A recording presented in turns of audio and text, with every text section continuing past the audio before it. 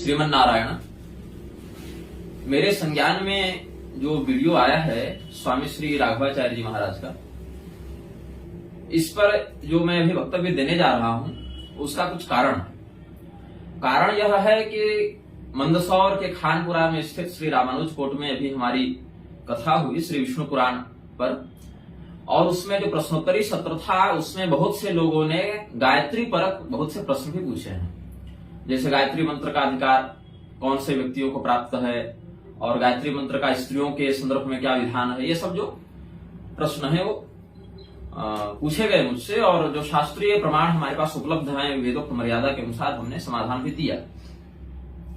इसी के संदर्भ में मेरे सोशल मीडिया पर फेसबुक में संभवतः एक महानुभाव ने, जो रामभद्राचार्य के पक्षधर थे, कुछ काल पूर्व करीब 8-10 दिन पूर्व उन्होंने या यूट्यूब पर कहीं उन्होंने कमेंट किया था कि आप केवल रामभद्राचार्य का विरोध करते हैं, विद्याभास्कर स्वामी का विरोध नहीं करते, राघवाचार्य जी महाराज का विरोध नहीं करते। तो मैंने कहा कि मैं चेहरा देखकर तो विरोध करता नहीं हूं कि हाँ इसका चेहरा अच्छा लगा तो समर्थन कर दो, इसका बुरा लगा तो विरोध कर दो। मेरा जो समर्थन और विरोध है वह शास्त्रीय प्रमाणों के आधार पर सैद्धांतिक होता है, वैयक्तिक नहीं होता है। तो स्वामी विद्याभास्कर जी महाराज ने या स्वामी राघवाचार्य जी महाराज ने कोई अशास्त्रीय वक्तव्य दिया हो तो आप हमें बताएं, तब हम उसका विरोध करेंगे ना, उस बिंदु का या उस वक्तव्य का। तो स्वामी विद्याभास्कर जी महाराज का तो कोई नहीं दिए, लेकिन एक कोई दुबे जी थे, मुझे नाम उनका अच्छा से याद नहीं आ रहा, कोई दुबे जी थे, उन्होंने विद्याभास्कर स्वामी जी का, क्षमा करें, राघवाचार्य जी महाराज का एक गायत्री परक जो उन्होंने वक्तव्य दिया है कहीं पर कि गायत्री मंत्र में स्त्रियां अधिकृत नहीं है, उस प्रकार से उन्होंने जो बताया वो मुझे भेजा। तो मैंने कहा इसमें कौन सा अंश आपत्तिजनक है, तो उन्होंने बताया इतने मिनट से सुनिए। तो मैंने सुना, तो उसमें जो अंश उन्होंने कहा कि गायत्री कोई देवी नहीं, इस टाइप से जो इस प्रकार की जो साईं बाबा वाली जो बात उन्होंने कही, साईं बाबा के समान लोग किसी को भी भगवान बना देते हैं, मूर्ति बनाकर पूजा करने लगते हैं, मंदिर बनाने लगते हैं। तो स्वामी राघवाचार्य जी महाराज का जो व्यक्तित्व है और जो उनका, हालांकि मैं व्यक्तिगत मिला नहीं हूं, लेकिन परोक्ष रूप से हमारे ग्रंथ उनके पास हैं, उनके ग्रंथ हमारे पास हैं। जैसे शिवराज आचार्य कौंडिन्यायन के खंडन में उन्होंने जो स्त्री संन्यासाधिकार पर ग्रंथ लिखा है बहुत अच्छा है, उसको मैंने पढ़ा था बहुत वर्ष पहले ही, चौखंबा से प्रकाशित है। तो मेरे लिखे ग्रंथ उनके पास, उनके लिखे ग्रंथ हमारे पास हैं। परोक्ष रूप से हम दोनों एक दूसरे के व्यक्तित्व और सिद्धांतों से अवगत हैं। तो राघवाचार्य जी महाराज ने वहां पर अगर गायत्री परिवार का स्पष्ट नाम लिया होता तो ये भ्रम की स्थिति उत्पन्न नहीं होती। जैसे दुबे जी ने कहा कि इन्होंने गायत्री को देवी माना ही नहीं, लेकिन देवी भागवत में कहता है कि गायत्री से दीक्षित होने के कारण सभी ब्राह्मण स्वभावतः शाक्त ही हैं। और साईं बाबा से भी उन्होंने तुलना कर दी कि साईं बाबा के समान जैसे लोग किसी को भी भगवान बना देते हैं, किसी की भी प्रतिमा बनाकर मंदिर बनाकर अर्चन करने लगते हैं। तो मैंने जो पूरा उनका व्याख्यान सुना है, राघवाचार्य जी महाराज का इससे पूर्व कोई भी ऐसा वक्तव्य मेरे संज्ञान में नहीं है कि उन्होंने कोई असांप्रदायिक बात या कोई शास्त्र विरुद्ध बात कह दी हो।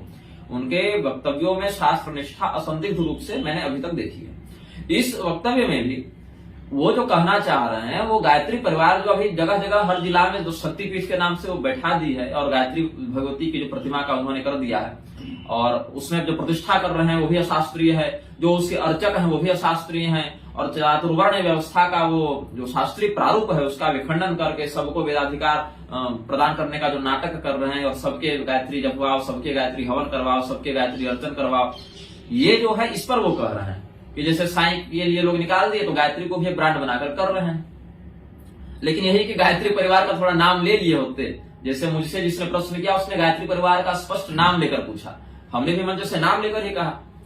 तो लोग नाम लेने से बचते हैं, अनावश्यक विवाद से बचने के लिए भी जो मुख्य बात वो कह देते हैं बड़े महात्मा जन, और मैं तो बदनाम ही हूं नाम लेकर बोलने के लिए। कई बार तो ऐसा हुआ कि कुछ अच्छे कथावाचक, प्रसिद्ध कथावाचक, लाखों करोड़ों वाले कथावाचक भी मेरे पास आए और कमरे में भी बात कर रहे हैं, तो उन्होंने कहा कि कुछ संस्थाएं वेद के एक भाग को मानते हैं, दूसरे को नहीं मानते। तो हमने कहा बोलिए ना आर्य समाज, तो हाँ महाराज जी आर्य समाज, हम लोग तो नाम तो नहीं लेते। हमने कमरे में बैठकर भी आप नाम नहीं ले रहे हैं, तो अब तो नाम लेना पड़ेगा, क्योंकि आप नाम नहीं लेंगे तो ये संस्थाएं टारगेट पर नहीं आएंगे, और टारगेट पर नहीं आएंगी तो इनके कुकर्म सामने आएंगे नहीं, तो लोगों के मन में जो भ्रम व्याप्त हो गया है वो टूटेगा नहीं। तो इस पर भी कुछ लोगों ने कहा, जैसे महाविष्णु वाले शब्द पर स्वामी राजनारायणाचार्य जी के वचन के आलोक में जो हमने वीडियो वक्तव्य जारी किया था महाविष्णु तत्व की मीमांसा में, उसमें भी लोग कह दिए कि ये राजनारायणाचार्य जी का विरोध कर रहे हैं। जबकि ऐसा तो कुछ था नहीं। मेरा बस एक बिंदु उसमें यह था कि महाविष्णु शब्द का शास्त्रीय प्रारूप क्या है, उसकी क्या परिभाषा या क्या उसका लक्षण या क्या स्वरूप या क्या अर्चा विधान वैष्णवों के ही संप्रदाय में वैष्णव ग्रंथों के आधार पर वर्णित क्या है, ये हमने कहा था। साथ ही हमने उनके वक्तव्य की जो रामभद्राचार्य के आलोक में उन्होंने कहा उसकी हमने सराहना भी की थी। लेकिन क्या है कि लोग समझ नहीं पाए मेरा आशय। तो स्वामी राघवाचार्य जी महाराज जो कहना चाह रहे हैं वो गायत्री परिवार के संदर्भ में है, बस उन्होंने स्पष्ट नाम नहीं लिया। लेकिन ऐसा नहीं है कि वैष्णव के यहाँ गायत्री उपासना का विधान नहीं है अथवा गायत्री भगवती का ध्यान नहीं है। स्वामी राघवाचार्य जी महाराज हो या स्वामी विद्याभास्कर जी महाराज हो या कोई भी अन्य वैष्णव हो, शैव हो, शाक्त हो, यदि सत संप्रदाय निष्ठ हैं तो गायत्री रहित नहीं होते हैं, वो गायत्री का आश्रय लेते ही लेते हैं। हाँ, ये हो सकता है कुछ मामले में, जैसे वैष्णव गायत्री, शैव गायत्री, गणपत्य गायत्री, इस प्रकार में कहीं सांप्रदायिक आगमोक्त भेद मिल जाते हैं, लेकिन वो गायत्री तत्व से रहित नहीं हो सकते, गायत्री तत्व से समन्वित ही रहते हैं। और प्रधानता तो जो त्रिपदा अथवा मोक्षोजन चतुष्पदा गायत्री का प्रयोग करते हैं, प्रचोदयात तत्सवितु से प्रचोदयात पर्यंत, तो उसका ही प्रधानता से आश्रय ग्रहण करते हैं। तो स्वामी राघवाचार्य जी महाराज ने जो गायत्री के संदर्भ में कहा, मैं उस संदर्भ में जो लोग भ्रम व्याप्त हो गया है लोगों के मन में और जो लोग मुझे कह रहे हैं कि आप उनका विरोध करें, तो वह वक्तव्य विरोध का नहीं है। उन्होंने जो प्रमाण दिए शास्त्रीय, या जो उन्होंने कहा, जो कौन सा उन्होंने कहा, नृसिंह पुराण का ध्येय सदा सवितृमंडल मध्यवर्ती नारायण सरस्यासन सन्निविष्ट केयूरवान मकर कुंडलवान किरीटी हारी हिरणमय वपुर धृत शंख चक्र। ये जो उन्होंने नृसिंह पुराण का श्लोक कहा, ये श्लोक का उन्होंने जो अर्थ किया वो बिल्कुल शास्त्र सम्मत है। भगवान नारायण की सूर्यमंडल में प्रतिष्ठा है, वो ये वैष्णवों का मत है। अच्छा, जो अष्टमूर्ति है भगवान रुद्र की, भगवान शिव की जो अष्टमूर्तियां हैं, विष्णु पुराण के ही अनुसार देख लें, अभी मेरी जो कथा हुई उसी के आधार पर ताजा विषय को लेते हैं, तो वहां पर जो भगवान के शिव के अष्ट स्वरूप वर्णित हैं, रुद्र, भव, शर्व, ईशान, पशुपति और उग्र, महादेव इत्यादि जो स्वरूप उनके वर्णित हैं, उसमें जो रुद्र संज्ञक शिव हैं, रुद्र संज्ञिका मूर्ति रुद्राणी शक्ति के साथ समन्वित होकर सूर्य मंडलस्थ होकर शनैश्चर संज्ञक संतान को जन्म देती है। ये विष्णु पुराण के प्रथम अंश में वर्णित है, प्रारंभिक जो सृष्टि प्रकरण चलता है उसी में। तो भगवान रुद्र की भी सूर्य मंडल में प्रतिष्ठा वैष्णव ग्रंथों के आधार पर ही हो जाती है। और हिरण्यगर्भ शब्द से सूर्य और ब्रह्मा दोनों का लक्षण शास्त्रोक्त वर्णित है। और विष्णु पुराण में ही जहां पर अक्रूर जी ने स्तुति की है, जो भगवान को मथुरा की ओर ले जा रहे हैं गोकुल से निकाल के, वृंदावन से, तो वहां जो यमुना जी के जल के अंदर उन्होंने भगवान को देखा है, वहां पर उस प्रसंग में देखें तो वहां क्या कहा, आप ही सूर्य के रूप में संसार का सृजन करते हैं। तो इस प्रकार से ब्रह्मा और सूर्य में भी हिरण्यगर्भात्मक प्रारूप से सृजनात्मक क्रिया से अभेद मानते हैं। और जहां पर ब्रह्मदेव का प्रत्यक्ष अर्चन शिव शाप इत्यादि के कारण निषिद्ध है, वहां पर उनका हम सूर्य मंडलस्थ पूजन करते हैं सूर्य के रूप में, अथर्वशीर्षादि के भी मत से सूर्य मंडलस्थ ब्रह्मा का। और जो गायत्री का जो त्रिकालिक विधान है, उसमें भी प्रातः काल में ब्रह्मा, मध्याह्न काल में विष्णु, सायं काल में शिव स्वरूप का गायत्री पर ध्यान करते हैं। कहीं कहीं मध्याह्न में शिव और सायं में विष्णु का भी प्रमाण उपलब्ध है, जो हम अभी कुछ देर में बताएंगे। तो ऐसा नहीं है कि वैष्णवगण गायत्री के विरोधी हैं, या गायत्री देवी का कोई स्वरूप नहीं है, या सगुणाकृति नहीं है, या गायत्री मात्र एक मंत्र है या छंद है जिससे सविता देवता का हम अर्चन करेंगे, जिसके अधिष्ठाता नारायण है, ये बात तो ठीक है। लेकिन उनका एक स्वतंत्र जो सगुणाकृति से हम अर्चन करेंगे, उसका भी शास्त्रोक्त विधान निम्न प्रमाणों के आलोक में समीक्षणीय है। जैसे भविष्य पुराण के उत्तर पर्व में जो अध्याय 35 है, उसके श्लोक संख्या 6 में कहते हैं, मत्स्य पुराण के अध्याय 66 के भी श्लोक संख्या 6 में कहते हैं, शुक्ल वस्त्राणि दत्वाच स हिरण्यानि शक्तितः गायत्री पूजयेत भक्त्या शुक्ल माल्यानुलेपनैः। गायत्री देवी का पूजन कैसे कहा, श्वेत रंग के, श्वेत वर्ण के माला से उनका पूजन करने के लिए कहा। तो माला धारण करने के लिए ग्रीवा का एक सगुणाकृति का होना आवश्यक है, तब आप सगुणाकृति में माल्यार्पण करेंगे। तो यहाँ पर गायत्री देवी के सगुणाकृति वाले स्वरूप का ही पूजन विहित है। साथ ही लिंग पुराण के पूर्व भाग के अध्याय 26 में कहते हैं, आवाहयत ततो देवीं गायत्री वेद मातरम आयातु वरदा देवीत्यनेनैव महेश्वरीं उत्पाद्य माचमनीयं च तस्याश्चार्घ्यं प्रदापयेत्। उत्पाद्य, आचमनीय, अर्घ्य इत्यादि गायत्री संज्ञिका देवी के निमित्त आवाहन पूर्वक पूजन पूर्वक करने का विधान पौराणिक मत में हम देख रहे हैं। तो इससे सिद्ध होता है गायत्री देवी का एक स्वतंत्र देवात्मक अर्चा विग्रह भी उपलब्ध है, एक सपर्या विधान भी उपलब्ध है। ध्यान की अगर हम बात करें, उस स्वरूप का ध्यान कैसे करेंगे, तो भगवान शंकराचार्य जी के मत में क्या है? भगवान शंकराचार्य जी कहते हैं, विश्वामित्र तपः फलां प्रियतरां विप्रालि संसेवितां नित्या नित्य विवेकदां स्मितमुखीं खंडेन्दु भूषोज्ज्वलां तांबूलारुण भासमान वदनां मार्तांड मध्यस्थितां गायत्रीं हरिवल्लभां त्रिनयनां ध्यायामि पंचाननां। यहाँ भगवती गायत्री के पंचमुखी स्वरूप का वर्णन है, और ये पंचमुखी स्वरूप का जो चित्र है वो गीता प्रेस के नित्यकर्म पूजा प्रकाश इत्यादि में भी दिया है ना, या देवी भागवत के सत्यंक इत्यादि में भी दिया है। हाँ, तो भगवान शंकराचार्य जी ने गायत्री देवी के पंचानन प्रारूप का ध्यान जो उन्होंने गायत्रोष्टक लिखा है उसमें किया है। मैं तो एक श्लोक एक उदाहरण के लिए दिया हूं, और भी आगे इस अष्टक में बहुत से ध्यान के उनके वर्णित हैं। तो उसमें ध्यान देंगे शब्दों पर, मार्तांड मध्यस्थिता और हरिवल्लभा, मतलब भगवती गायत्री हरिवल्लभा है और भगवान सूर्य के मंडल में स्थित है। तो हरिवल्लभा नारायणी शक्ति का हो गया लक्षण, और सूर्य मंडल में है तो सवित्र मंडल मध्यवर्ती नारायण, इस प्रकार से भी जो राघवाचार्य स्वामी जी ने कहा वो शंकराचार्य के द्वारा प्रोक्त इस ध्यान से भी संगत होता है। देवी भागवत महापुराण के स्कंध 12 के अध्याय 3 के श्लोक संख्या 10 में जो भगवती गायत्री का ध्यान वर्णित है वो भी कुछ इसी प्रकार का है। मुद्रा, क्षमा करेंगे, मुक्ता विद्रुम हेम नील धवल छायर मुखैश त्रिक्षणैर युक्ता मिंदु निबद्ध रत्न मुकुटा तत्वार्थ वर्णात्मिका गायत्रीं वरदा भयांकुशकशाः शुभ्रं कपालं गुणं शंखं चक्रमथारविंद युगलं हस्तैर्वहंतीं भजे। तो किस हाथ में क्या धारण किए हैं, शंख चक्र आदि से युक्त, ये विष्णु का प्रारूप हो गया। कपालं इत्यादि से भगवान रुद्र का भी हो गया, वरद अभय इत्यादि से भगवान ब्रह्मदेव का भी हो गया। तो ब्रह्म विष्णु रुद्रात्मिका भगवती गायत्री का ध्यान हम लोग श्रीमद देवी भागवत महापुराण के आधार पर समझते हैं। यहां तक कि जब प्रद्युम्न जी महाराज ने, जो चतुर्युग में भी है, मनस्तत्व के अधिष्ठाता और कृष्णावतार के संदर्भ में उनके पुत्र के रूप में भी आए हैं, तो वे जब शंबरासुर के साथ युद्ध करते हैं, हरिवंश पुराण के विष्णु पर्व के अध्याय 107 के श्लोक 11 और 12 के अनुसार, तो वे शंबरासुर से युद्ध में विजय को प्राप्त करने के लिए भगवती के जिस कवच का प्रयोग करते हैं उसमें भगवती के विभिन्न नामों का वे संस्तवन करते हैं। उसके अंतर्गत क्या कहते हैं, त्रिशूलिनीं नमस्यामि महिषासुरघातिनीं सिंहवाहं नमस्यामि सिंह प्रवर केतना एकानंशां नमस्यामि गायत्रीं यज्ञ सत्कृतां सावित्रीं चापि विप्राणां नमस्यहं कृतांजलि।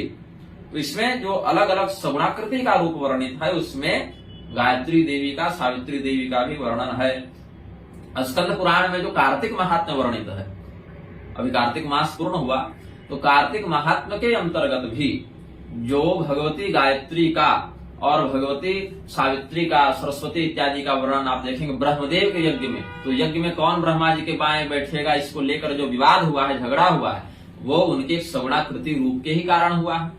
गायत्री देवी का एक सगुणाकृति का हम वर्णन देखते हैं, जिसका सरस्वती भगवती के साथ झगड़ा हुआ। और एवं पत्नी समासाद्य गायत्री चतुराननः संप्रभृष्टमना भूत्वा प्रस्थितो यज्ञ मंडपम, ऐसा स्कंद पुराण के नागर खंड के अध्याय 182 के श्लोक प्रथम में ही वर्णित है। आगे फिर भगवती गायत्री के साथ बैठकर ब्रह्मदेव के द्वारा सपत्निक विधान से यज्ञ करने का भी प्रसंग वहां वर्णित है। अब हम कुछ श्रुति प्रमाण पर चर्चा करते हैं। ये तो पौराणिक प्रमाण हो गए, अब हम वेद प्रमाण पर चर्चा करते हैं। क्योंकि यद्यपि राघवाचार्य स्वामी जी तो वेद प्रमाण भी स्वीकार करते हैं, पुराण प्रमाण भी स्वीकार करते हैं, आगम प्रमाण भी स्वीकार करते हैं, और आचार्य संबद्ध भाष्यों का भी प्रमाण स्वीकार करते हैं। चाहे स्वामी राघवाचार्य जी हो या कोई भी सत संप्रदाय निष्ठाचार्य, वो तो मानेगा। लेकिन आजकल कुछ ऐसे भी कथित जगतगुरु हो गए जो कहते हैं स्रोत प्रमाण मानेंगे, पौराणिक प्रमाण नहीं मानेंगे। जब तक पेट न पालना हो पुराण के प्रमाण नहीं मानेंगे। तो स्रोत प्रमाण भी उन लोगों के लिए हम दे देते हैं। गायत्री रहस्योपनिषद की श्रुति क्या कहती है, नमस्कृत्य याज्ञवल्क्य ऋषि स्वयं भुवं परिपृच्छति। प्रणाम करके याज्ञवल्क्य मुनि किसको पूछ रहे हैं, स्वयंभू को, मतलब भगवान ब्रह्मदेव को पूछते हैं। हे ब्रह्मन गायत्रा उत्पत्ति स्रोतमिच्छामि, अथा तो वशिष्ठ स्वयं भुवन परिपृच्छति। अब वशिष्ठ जी ने भी यही प्रश्न किया है भगवान ब्रह्मदेव से। तब ब्रह्मा जी क्या कहते हैं, यो ब्रह्मा स ब्रह्मोवाच ब्रह्म ज्ञानोत्पत्ते प्रकृति व्याख्यास्यामः। अब इसमें जो कह रहे हैं उसी का समर्थन रुद्र अथर्व शीर्ष इत्यादि में भी प्राप्त होता है। तो मैं एक ही प्रमाण को 10 जगह से बता भी दूंगा तो बहुत विस्तार हो जाएगा विषय का, विद्वान जन इसको समझ लेंगे। तो रुद्र अथर्व शीर्ष की भी श्रुति इससे सम्मत है और गायत्री रहस्योपनिषद की श्रुति से हम बता ही रहे हैं। ओंकाराद व्याहृतिरभवत् व्याहृत्या गायत्र भवत् गायत्र्या सावित्र भवत् सावित्र्या सरस्वत्य भवत् सरस्वत्या सर्वे वेदा अभवन् सर्वेभ्यो वेदेभ्यः सर्वे लोका अभवन् सर्वेभ्यो लोकेभ्यः सर्वे प्राणिनो भवन्। अब जो इन्होंने गायत्री मंत्र का अर्थ बताया, तत् सवितु इत्यादि पदों का पदच्छेद कर करके इन्होंने जो अर्थ बताया, इस पर कुछ लोगों की आपत्ति यह भी आई है कि गायत्री मंत्र का ऐसा व्याख्यान उचित नहीं है, क्योंकि रामभद्राचार्य जी भी गायत्री पर इस प्रकार व्याख्यान कर चुके हैं। उन्होंने तो स्पष्ट सब कुछ खोल के ही बोल दिया, पूरे मंत्र का उन्होंने सस्वर उच्चारण ही कर दिया। और जहां तक मैं जानता हूं गायत्री मंत्र का इस प्रकार से मंच से जो अनुचान शिष्य है वो तो चल जाएगा, लेकिन अनुचान श्रोताओं के समक्ष, अनुचान का अर्थ है जो सांगोपांग वेदनिष्ठ न हो, तो अनुचान शिष्यों के समक्ष इस प्रकार से गायत्री का व्याख्यान शास्त्रोचित मेरी दृष्टि में नहीं है। लेकिन हम इसमें राघवाचार्य जी के जो समर्थक गण है उन्होंने मुझे यह कहा, और वो भी बात समीक्षणीय है, कि स्वामी जी ने पूरे गायत्री मंत्र को सस्वर पाठात्मक शैली में नहीं कहा, वो पदों को तोड़ तोड़ कर उन्होंने कहा। तो पदों का तोड़ना मंत्र पाठ में नहीं आता, वेद पाठ में नहीं आता, मंत्र प्रकाशन में नहीं आता। जैसे हम भी जब ध्रुव जी के द्वारा साक्षर मंत्र का प्रसंग बना जप का, तो विद्वान जन उस मंत्र का व्याख्यान करते ही हैं, या जहाँ शिव पुराण आदि में पंचाक्षरी का या जहाँ पर अष्टाक्षरी वैष्णव मंत्रों का वर्णन है वहां मंत्र का अर्थ बताने के लिए तो करेंगे ही, अथवा देवी भागवत का ही प्रवचन आप कर रहे हैं तो वहां पर तो आप गायत्री का व्याख्यान करेंगे, क्योंकि वो पूरा विषय 8, 10, 20 अध्याय में चला है। तो उस स्थिति में मंत्र का जो पूरा प्रारूप है, अखंडित प्रारूप है, उसका उन्होंने उच्चारण नहीं किया है, तो एक पद को, एक अक्षर को, एक जो उसका शब्द है उसको उठाकर उसका एक शाब्दिक अर्थ बताया। तो ये बात भी हम स्वीकार करते हैं, इसमें हमारी आपत्ति नहीं है। सविता पद पर जैसे उन्होंने कहा, उस पर मैं एक छोटी आपत्ति व्यक्त करूंगा, जो कि स्वामी जी भी यदि इस वीडियो को सुनेंगे, उतना उनके पास समय होगा, सुनने का अनुग्रह करेंगे तो ये भी स्वीकार करेंगे। जैसे उन्होंने कहा धियो में धी अलग है, यो अलग है, धियो यो न है ना, तो यो तो वहां 2 बार आया, एक तो धियो का यो आ गया और एक यो स्वतंत्र है, तो वहां धी धियो धिया, फिर षष्ठी में जाएंगे तो धिया धियो धिया, ये चलेगा ना शब्द रूप में। तो धिया शब्द का जो यकार का विसर्ग है, वो जो उसका परवर्ती यह है, यह यत शब्द वाला जो वो यह जो है उसमें यकार होने से इसका जो धिया है, इसका य का विसर्ग ओकार बन गया, तो धियो बन गया, और वो यो तो फिर न, वो न के कारण वो फिर दीर्घत्व को ओकारत्व को प्राप्त हुआ। तो वैसे हम समझते हैं कि यहाँ तो कहा सवितु रीति सविता सावित्र मादित्यो वै, सविता भगवान सूर्य हैं, आदित्य हैं, ऐसा जो स्वामी राघवाचार्य जी ने कहा वो तो बिल्कुल श्रुति सम्मत अर्थ है। लेकिन यह जो उन्होंने कहा कि धियो में धी अलग है, यो अलग है, ये बात मेरी दृष्टि में जहां तक हमारा शास्त्र अध्ययन है वो थोड़ी या तो वाचास्खलन है उनका, क्योंकि जानते नहीं, ऐसा तो है नहीं, है ना, ये कहना तो उचित नहीं होगा कि जानते ही नहीं है। वाचास्खलन या मानवीय प्रमाद हम समझ सकते हैं, जो कि किसी भी वक्ता से मंच से तो हो ही जाता है। कई बार हम भी श्लोकों के जो मंच से व्याख्यान करते हैं, कई बार जीभ लड़खड़ा गई या कई बार मनोभ्रम हो गया, ऐसी स्थिति में एक आध पद ऊपर नीचे हो जाते हैं। तो धियः शब्द वहां है, उसका मैं अर्थ शोधन करता हूं, धियः शब्द है और फिर यह शब्द है, तो यकार के कारण इधर धियः धियो बन गया और नकार के कारण यह यो बन गया, तो धियो यो बन गया। तो धी अलग है और यो अलग है, ये नहीं, धियो अलग है और यो अलग है, ये बात है। तो उसमें धियः का क्या अर्थ है, धिय इत्यंतरात्मा परः, जो अंतरात्मा तत्व है वह आत्म तत्व जो है वह धियः शब्द से लक्षित होता है। वहां बुद्धि परक भी अर्थ है शाब्दिक, लेकिन जो यहाँ पर गायत्री रहस्योपनिषद का रहस्यार्थ है उसके आधार पर हम कहते हैं। और य इति सदाशिव पुरुषः, मतलब धियो और यो जो है ना, धिय और यह, उसमें जो धिय शब्द है वह अंतरात्मा वाचक है और जो यो शब्द है वह परम पुरुष वाचक है, सदाशिव पुरुष वाचक है, ब्रह्म वाचक है, और धिय आत्मवाचक है, मतलब जीव और ब्रह्म के धियो और यो पद वाच्य होते हैं, ऐसे वाचक होते हैं, ऐसा समझना चाहिए। फिर आगे बताया सा च किं गोत्रा कतक्षरा कतिपादा कतिकुक्षय कानि शीर्षाणि, क्या गोत्र है, कितने अक्षर हैं, कितने चरण हैं, कितने कुक्षी हैं, कितने शीर्ष हैं। तो इतना विस्तार से बताएंगे तो अत्यधिक प्रसंग भाग जाएगा।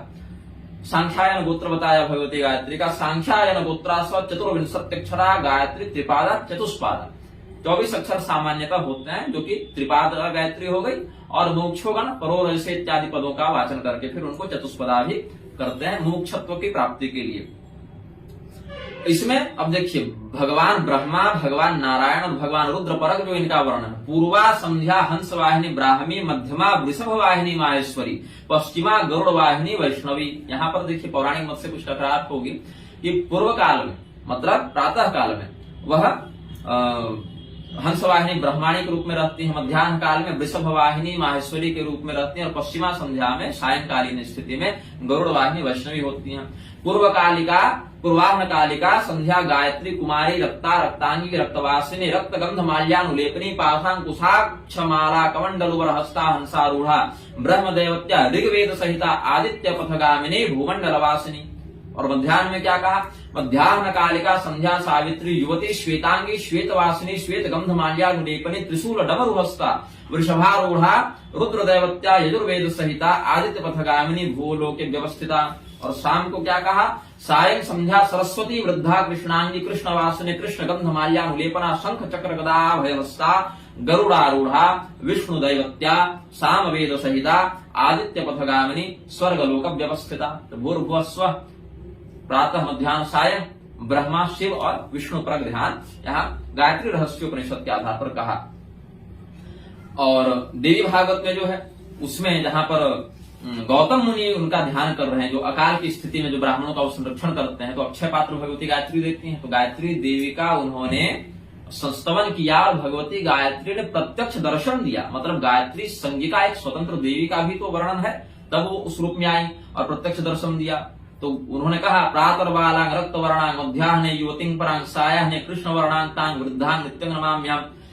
जो अभी गायत्री रहस्योपनिषद का स्वरूप है वही गौतम मुनि भी प्रार्थित कर रहे हैं। सर्वभूतारणे देवी क्षमस्व परमेश्वरी इति स्तुता जगन माता प्रत्यक्षं दर्शनं ददौ।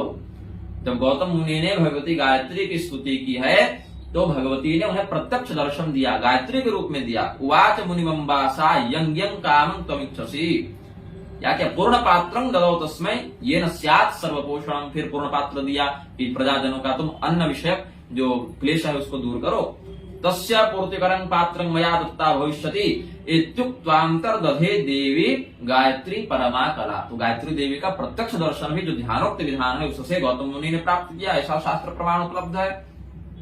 और गायत्री और सावित्री के मध्य ब्रह्मदेव के यज्ञ में जो विवाद हुआ है उसमें भी दोनों का स्वतंत्र एक अलग अलग, हालांकि गायत्री और सावित्री तत्वतः भी एक ही हो जाएंगे, क्योंकि देवी पुराण इत्यादि में सावित्री सरस्वती और गायत्री तीनों में अभेद ही बताया।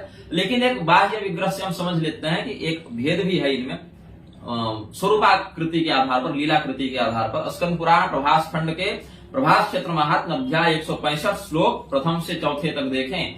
ततो गच्छेन महादेवीं सावित्रीं लोकमातरं महापाप प्रशमनिं सोमे शादी सती स्थितां संयतात्मा नरः पश्येत् तत्र तां यतात्मवान् ब्रह्मणा यश्वकामेन सावित्री सहधर्मिणी कृता तां बलतो ज्ञात्वा गायत्रीं कोपमाविशत् ततः संत्यज्य सा देवी ब्रह्मांडं कमलोद्भवं सपत्नी रोष संतप्ता प्रभासं क्षेत्रमाश्रिता। तो इस प्रकार से गायत्री सावित्री के मध्य जो यज्ञ में कौन बैठेंगे ब्रह्मदेव की पत्नी के रूप में, इसका जो विवाद हुआ सपत्नी दोष के कारण ईर्ष्यावश जो विवाद हुआ उसमें दोनों का स्वतंत्र विग्रह भी वर्णित है। अब कुछ लोग कहते हैं हम देवी भागवत को पुराण मानते ही नहीं, कुछ ऐसे कथित वैष्णव भी आए थे जो पुराण के संदर्भ में केवल श्रीमद् भागवत मानते हैं, देवी भागवत को नहीं। लेकिन आप अन्य पुराणों में लक्षण देखें, जैसे स्कंद पुराण के ही प्रभास खंड के प्रभास क्षेत्र महात्म में अध्याय दूसरे को देखें। यत्राधिकृत्य गायत्रीं वर्णते धर्म विस्तरः वृत्रासुरवधोपेतं तद भागवतमुच्यते सारस्वतस्य कल्पस्य मध्ये येष्युर्नरामराः तद वृत्तान्तोद्भवं पुण्यं पुण्योद्वाह समन्वितम्। तो सारस्वत कल्प के कथानक का आश्रय लेकर जो भागवत बना, जिसमें यत्राधिकृत्य गायत्री वर्णते धर्म विस्तरः, गायत्री का अधिग्रहण करके धर्म का प्रवर्तन बताया गया, धर्म का व्याख्यान किया गया, तो देवी भागवत ने सबसे पहले भी गायत्री का किया, और गायत्री परक तो एक अलग से उसमें संभाग है अंतिम में, और वृत्रासुर का वध उसमें वर्णित है। तो सारस्वत कल्प के उस वृत्तांत के आधार पर देवी भागवत को भी भागवत हम कहते हैं शाक्त परंपरा में।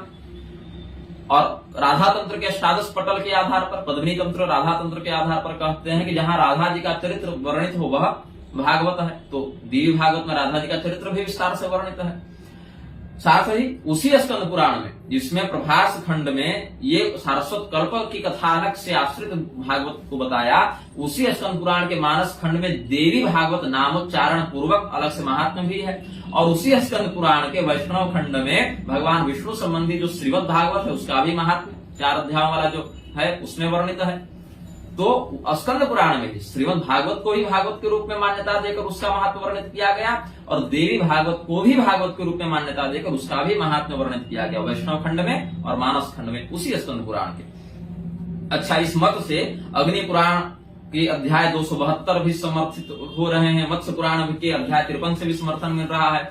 यत्राधिकृत्य गायत्रीं कीर्त्यते धर्म विस्तरः वृत्रासुर वधोपेतं तद् भागवतमुच्यते सारस्वतस्य कल्पस्य प्रोष्ठ पद्यं तु तदेत 18 सहस्राणि हेम सिंह समन्वितम्। अग्निपुराण से। मत्स्य पुराण कहते हैं यत्राधिकृत्य गायत्रीं वर्णते धर्म विस्तरः वृत्रासुर वधोपेतं तद् भागवतमुच्यते सारस्वतस्य कल्पस्य मध्ये येष्युर् नरोत्तमाः तद् वृत्तां तद् भवन् लोके तद् भागवतमुच्यते। और भगवत्याश्च दुर्गायाः चरित्रम यत्र वर्तते तत्तु भागवतम प्रोक्तम न तो देवी पुराणकम, यह भी वचन उपलब्ध होता है।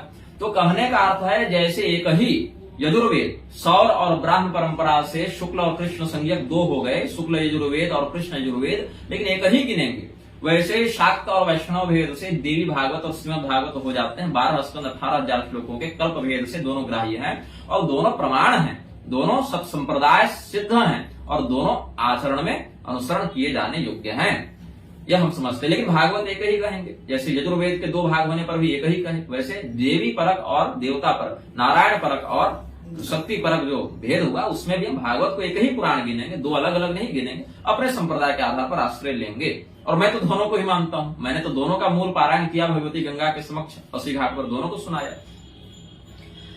अब वीणा शिख तंत्र का जो 108 और 109 श्लोक है उस पर ध्यान देंगे। वीणा शिख तंत्र में भगवान कहते हैं महारावाद निर्भूषैश् चिंतयेद अपराजिताम गायत्रीं वा जपन्तीं च स्फाटिक मणिभूषिताम ऋग्यजुस्सामथर्वाक्षं गायन्तीं वा तथैव च सावित्रीं दिव्य रूपान्तु पनिषद गायने रताम। तो इस प्रकार से वेद मातृत्व भी इनका वीणा शिख तंत्र से सिद्ध होता है। और जो जैसे विष्णु महापुराण और उपपुराण के रूप में विष्णु धर्म पुराण और विष्णु धर्म उत्तर पुराण, ये 2 हो गए। उसमें विष्णु धर्म जो है उसमें क्या कहते हैं अध्याय 51 में जपन ही पावनिं देवीं गायत्रीं वेद मातरम स्वतया पावितो दिव्या ब्राह्मण पूत किलविषः। यह भगवान स्वयं कहते हैं विष्णु धर्म शास्त्र में, गायत्री भगवती जो वेद माता है उनका जप करने वाला ब्राह्मण सभी प्रकार के पापों से मुक्त हो जाता है, भगवती उसको पवित्र कर देती हैं। तो वैष्णवों की भी परंपरा में भगवती गायत्री देव्या, यहाँ देवी शब्द आया ना, जो कहे गायत्री कोई देवी नहीं है इस पर आपत्ति बन सकती है इस श्लोक से। स्वतया पावितो दिव्या, वह देवी के द्वारा पवित्र कर दिया जाता है। और तब क्या होता है ब्राह्मण पूत किलविषः, ये तो विष्णु धर्म शास्त्र का ही वचन है।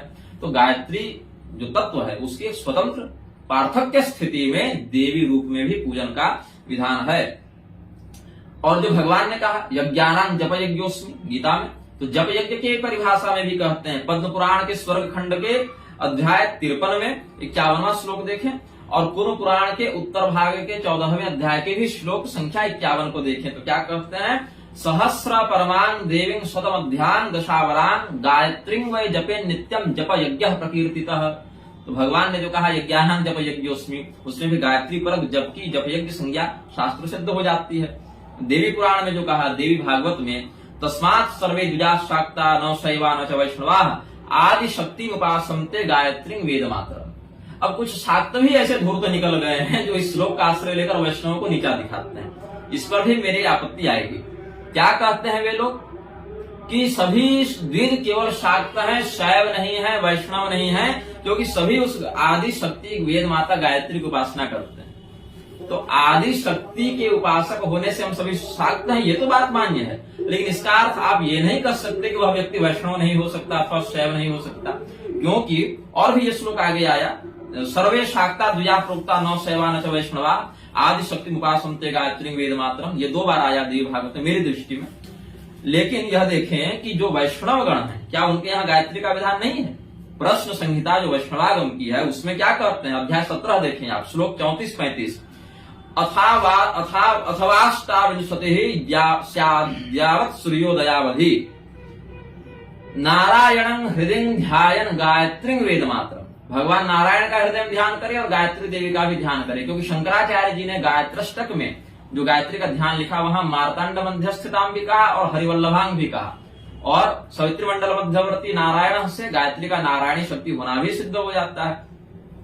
तो नारायण हृदय ध्यान गायत्री वेद मातरम ऐसा जो कहा प्रश्न संहिता में भगवान ने, और पांचरात्र कृष्ण वक्ता नारायण स्वयं, समस्त पांचरात्र ग्रंथों के भगवान नारायण ही वक्ता है, इसलिए वह असंदिग्ध प्रमाण है, उसमें हम अप्रमाणत्व की कल्पना नहीं कर सकते, क्योंकि वह भगवत शास्त्र है। तो इस स्थिति में जो वैष्णवागम का पांचरात्रीय प्रमाण है उसमें भी हम देखते हैं कि वैष्णवों की परंपरा में भी गायत्री की प्रतिष्ठा है, जप करने का विधान है, ध्यान करने का विधान है। तो ध्यान करेंगे, जप करेंगे तो ध्यान तो किसी स्वरूप का होता है और जप किसी मंत्र का होता है। तो मंत्रात्मक प्रारूप और स्वरूपात्मक प्रारूप दोनों भगवती गायत्री का यहाँ पर देख लेते हैं।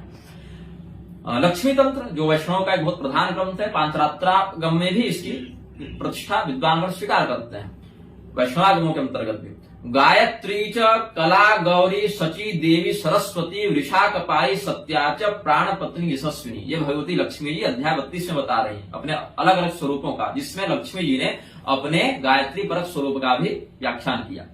और अध्याय 29 को देखें तो उसमें निरुक्त बताया इसका, गायत्री नाम गायंतं त्रायते महतो भयात् आदाय जीवनं गोभिर्भूषित प्राण संभवम। अपना गान करने वाले जापक का या गायत्री गायक का, तो गायक यहाँ मतलब नहीं कैसेट बना के गाने लगे, वो नहीं, मतलब जो विधान है उसके आधार पर उसका जप करने वाले व्यक्ति को गायत्री रक्षा करती है। और ये मैं एक साधनात्मक अनुभव बताता हूं। मैं बहुत पहले की बात है, करीब 7-8 साल हो गए हूं, मैं भगवान शिव की कोई आराधना कर रहा था, जिसमें असावधानीवश प्रमादवश, जिसमें मेरा दोष नहीं था लेकिन एक मानवीय भूलवश कोई त्रुटि हो गई थी। तो मुझे स्वप्न आया और जीव हिंसात्मक कोई त्रुटि हो गई थी। मतलब मैं जानबूझ के जीव हिंसा नहीं कि आप चलते फिरते कोई चींटी मर गई, कोई पैर पड़ गया किसी कीड़े पर असावधानी में, उस प्रकार की वो मानवीय भूल वाली हिंसा थी, लेकिन खंडित हुआ व्रत। तो मैंने क्या देखा, भगवान शिव हम पर क्रुद्ध हुए जो मेरे उस आराधना में इष्ट थे, और स्वप्न में उन्होंने मुझे मारने के लिए त्रिशूल उठा लिया कि तुमने इस व्रत में प्रमाद किया है या तुम्हारा यह दोष है तो मैं तुम्हें मार दूंगा। और यह मैंने स्वप्न में देखा कि भगवती गायत्री वहां पीतांबर धारण की प्रकट हुई और उन्होंने शिव जी से कहा यह मेरा बालक है, आप इसको नहीं मार सकते हैं। और फिर भगवान शिव ने अपना त्रिशूल शांत कर लिया। अब इस स्वप्न को जब मैंने देखा तो मुझे एक लगा कि स्वप्न है, लेकिन जब मैं गायत्री संहिता पढ़ रहा था तो गायत्री संहिता का मैं प्रमाण यहाँ पर अभी रखा हूं लिखकर, उसमें क्या कहते हैं,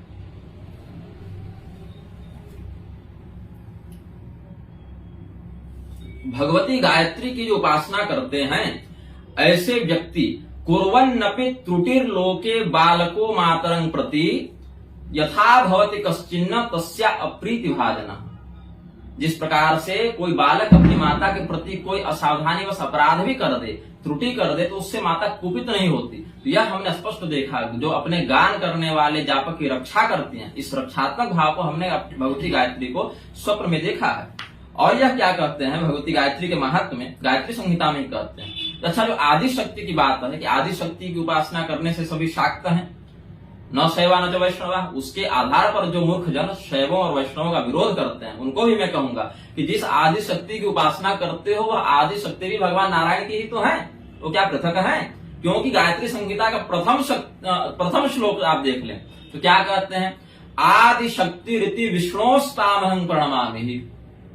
तो संप्रदाय के चक्कर में झगड़ना नहीं चाहिए, क्योंकि हम झगड़ रहे हैं लेकिन देवता अपने स्थान पर एक है। तो यदि कोई शाक्त देवी भागवत का श्लोक उठा के कहे कि नहीं वैष्णव सब गलत हैं या हम ही जो है सो केवल धर्मनिष्ठ हैं, ये भी गलत है। क्योंकि जिस आदि शक्ति की उपासना करके तुमने स्वयं को शाक्त इस उपाधि से विभूषित किया वो भगवती गायत्री आदि शक्ति भगवान विष्णु की ही तो है। पहला ही कहते हैं जो श्लोक है गायत्री संहिता का, आदि शक्ति रीति विष्णोस्तामहं प्रणमामि सर्ग स्थितिर विनाशश्च जायन्ते जगतो नया नाभि पद्म भुवा विष्णोर ब्रह्मणा निर्मितम जगत स्थावरं जंगमं सत्या गायत्रा एव वै ध्रुवम। ये कह दिया ना। तो भगवान नारायण की ही आदि शक्ति भगवती गायत्री के रूप में शास्त्र में गायत्री संहिता में वर्णित है, कोई बाहर से ग्रंथ से नहीं बता रहा हूं। अब रहा प्रतिमा पूजन का विषय। तो प्रतिमा पूजन के विषय में मैं बताऊं कि भगवती गायत्री की प्रतिमा का पूजन करना शास्त्रोचित है, शास्त्रोक्त है। उसमें यह नहीं कर सकते हम कि साईं बाबा के समान नए भगवान बना दिए। हाँ, गायत्री परिवार जिस विधि से प्रतिष्ठा करता है, अर्चना करता है, वह अशास्त्रीय है, वह घोर निंदनीय और दंडनीय है, यह मैं कहूंगा। लेकिन जो शास्त्रीय विधान है, जैसे स्वरूप हमने बता दिया, जो देवी भागवत से गायत्री अष्टक से उनका जो ध्यान है वह बता दिया, तो प्रतिमा पूजन का भी विधान गायत्री संहिता से कहते हैं, तस्याः प्रतिमां सुसंस्थाप्य प्रेमणा शोभन आसने गायत्र्यास तत्र कर्तव्या सत प्रतिष्ठा विधानतः। किस प्रतिष्ठा विधान से? सत प्रतिष्ठा विधानतः। मतलब जो शास्त्र में गायत्री संहिताकार ऋषिगण भी जानते थे कलयुग में गायत्री परिवार पैदा होगा, तो असत प्रतिष्ठा विधान से प्रतिष्ठा करने लगेंगे। तो स्पष्ट कहा संहिताकार गुरुजनों ने, सत प्रतिष्ठा विधानतः, शास्त्र में जो प्रतिष्ठा विधान वर्णित है उसके आधार पर आप प्रतिष्ठा करें। और फिर प्रतिष्ठा करके तद विधाय ततो दीप धूप नैवेद्य चंदनैः नमस्कृत्या क्षतेनापि तस्या पूजनमाचरेत्। यह भी कहा कि प्रतिष्ठा का आप जो शास्त्रीय प्रारूप है उसका आश्रय ग्रहण करके फिर आप अलग अलग उपचारों से उनका पूजन करें। तो हमने जो भगवती गायत्री का जो स्वप्न में दर्शन प्राप्त किया, तो हमें उस समय लगा ये सामान्य स्वप्न होगा, लेकिन इसका रहस्य हमको गायत्री संहिता के श्लोक 82 में मिला, जहां क्या कहते हैं, सततं साधनाभिर्यो याति साधकतां नरः स्वप्नावस्था सुजायन्ते तस्य दिव्यानुभूतयः। कि जो भगवती गायत्री की निरंतर साधना आराधना करता है, ऐसे साधक को स्वप्न में दिव्य अनुभूतियां होती हैं। और निग्रह संप्रदाय का जो मूल मंत्र पंचाक्षरी निग्रह मंत्र हमें प्राप्त हुआ, वह भी तो भगवती ने स्वप्न में ही दिया था। तो जो गायत्री संहिता का जो प्रमाण है, जो भगवती गायत्री ने हमें स्वप्न में दर्शन दिया, हमने संहिता तो बाद में पढ़ी, स्वप्न पहले ही मिला था, तो प्रमाण यहां मिला कि सततं साधकनाभिर्यो याति साधकतां नरः स्वप्नावस्था सुजायन्ते तस्य दिव्यानुभूतयः। और इतना ही नहीं कहा, यह भी कहा कि उसके चित्त में, मैं जितने शास्त्रों का व्याख्यान कर रहा हूं या लेखन कर रहा हूं, ये सब मैंने मेहनत से बैठकर कोई पन्ना पलट के नहीं पढ़े, ये मैं स्वीकार करता हूं। जैसे लॉटरी किसी को लग जाती है, वैसे हमारी लॉटरी लग गई। ये मैंने अर्जित कमा कर नहीं किया, ये देवताओं की, गुरुजनों की कृपा है, और हमारा जो उनके प्रति विश्वास है, यह विश्वास ही हमें फलित हो रहा है, यह मैं समझता हूं। तो उसमें भी यह कहते हैं, अक्षराणां तो गायत्र्या गुम्फनं ह्यस्ति तद्विधम्। गायत्री संहिता में कहते हैं 25वें श्लोक में, अक्षराणां तु गायत्र्या गुम्फनं ह्यस्ति तद्विधम् भवन्ति जागृता येन सर्वा गुह्यास्तु ग्रन्थयः जागृता ग्रन्थयः श्वेता सूक्ष्मा साधक मानसे दिव्य शक्ति समुद्भूतिं क्षिप्रं कुर्वन्ति संशयम्। उस साधक के चित्त में जो दिव्य ग्रंथियां हैं, गुप्त ग्रंथियां हैं, वह स्वतः जागृत होने लगती हैं। तो यह मंत्र बल का ही सुप्रभाव जानना चाहिए, मंत्र बल की ही कृपा जाननी चाहिए। तो जो गायत्री परक उपासना कर रहे हैं वे शास्त्रोचित विधान से करें, स्वाधिकारानुसार करें, तभी कल्याण के भागी बनते हैं। हाँ, गायत्री देवी का अर्चा विधान जो शास्त्र में है, सत प्रतिष्ठा विधान जो शास्त्र में है, शास्त्रोक्त जो स्वरूपार्चन विधान है, उसके आधार पर अधिकारानुसार करते हैं तो कोई दोष नहीं है। लेकिन यही स्वामी राघवाचार्य जी बस इसमें 7 अक्षर केवल कह देते, गायत्री परिवार।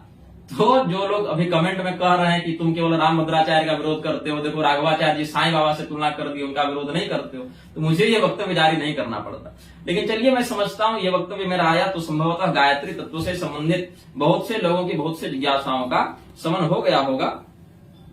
और अपने वक्तव्य को पूर्ण करने से पूर्व मैं यह बताना चाहता हूं कि अगस्त्य महर्षि ने जो शक्ति सूत्र का प्रणयन किया, उसके 3रे अध्याय में क्या कहते हैं, भगवती के 5 प्रारूप वर्णित है, 10, 11, 12, 13, 14 सूत्र बताए। गायत्र्या प्रतिज्ञा, सावित्र्या मननम, सरस्वत्या स्तवः, लक्ष्म्या पूजा, पार्वत्या परमार्थः। ऐसे शक्ति सूत्र के 3य अध्याय के 10 से लेकर 14 सूत्रों तक, उस पर हमने सृष्टि भाष्य का भी प्रणयन किया था, जिसमें लिखा, गायन्तं त्रायते यस्मात् गायत्री त्वन्ततः स्मृतेति स्मर्यते गायनात् गमनात् वापि गायत्री त्रिदशार्चिते देवी पुराणे देवी निरुक्ताध्याये तया मोक्ष प्रतिज्ञा गृह्यते, तो मोक्ष स्वरूपिणी होने से गायत्री कहते हैं।